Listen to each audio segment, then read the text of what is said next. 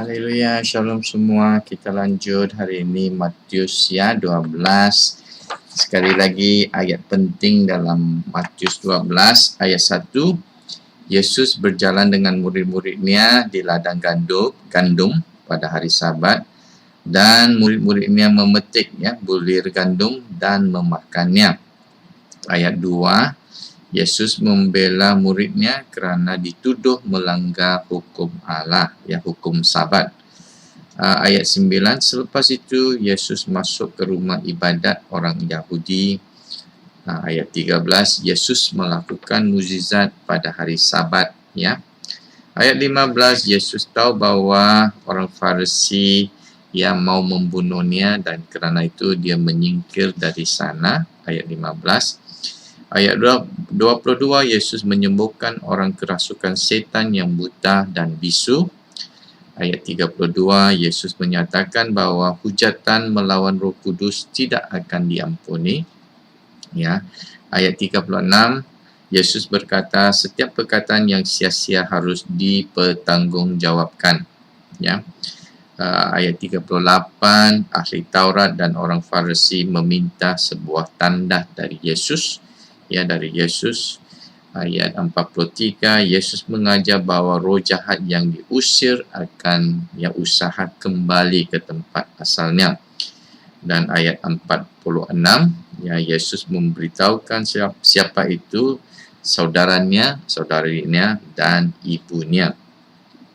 Okey, judul perikop ayat 1 sampai 8. Murid-murid memetik gandum pada hari Sabat yang menyebabkan ahli Farisi untuk menuduh bahawa mereka melanggar hukum Sabat.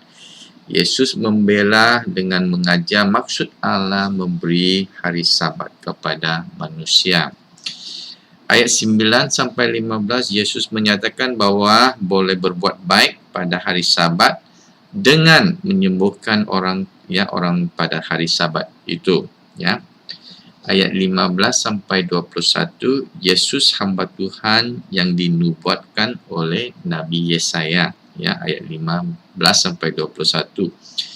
Ayat 22 sampai 37, orang Farisi menuduh bahawa Yesus diberi kuasa oleh Beelzebul untuk melakukan pelepasan. Dan Yesus menyatakan bahawa menghujat Roh Kudus tidak akan diampuni, dan manusia bertanggungjawab untuk setiap perkataan yang mereka ucapkan. Ayat 22 sampai 37. Ayat 38 sampai 42, Yesus tidak memberi tanda kepada orang Farisi kecuali tanda Yunus. Okey, dan ayat 43 sampai 45, Yesus mengajar bahawa roh jahat yang diusir akan usaha kembali ke tempat kediamannya. Dan ayat 46 sampai 50, Yesus menyatakan siapakah sanak saudaranya. Saudara, satu kebenaran yang dapat dalam pasal 12 dan aplikasinya. Baca kembali Matius 12 ayat 46 sampai 50. 46 sampai 50. Di sini Yesus menyatakan siapakah keluarga rohaninya. Iaitu Yesus katakan mereka yang taat melakukan kehendak Bapanya di syurga. Yesus tidak berkata sanak saudaranya adalah mereka yang memberi wang persepuluhan kepada tempat ibadah, atau yang pandai menghafal seluruh Alkitab seperti ahli Farisi. Tetapi Tuhan Yesus mengatakan bahawa sanak saudaranya, keluarga rohaninya adalah mereka yang mendengar dan melakukan perintah Tuhan, perintah Allah Bapanya. Saudara, ini harus membuat kita untuk menguji diri sendiri. Adakah nanti Yesus akan mengakui kita di hadapan Allah Bapa pada hari penghakiman?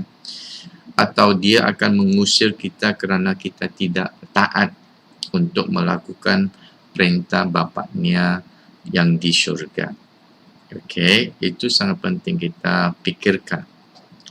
Tolong baca Matius 7 Matius 7 ayat 21 sampai 23. Matius 7 ayat 21 sampai 23. Amen. Haleluya. God bless us.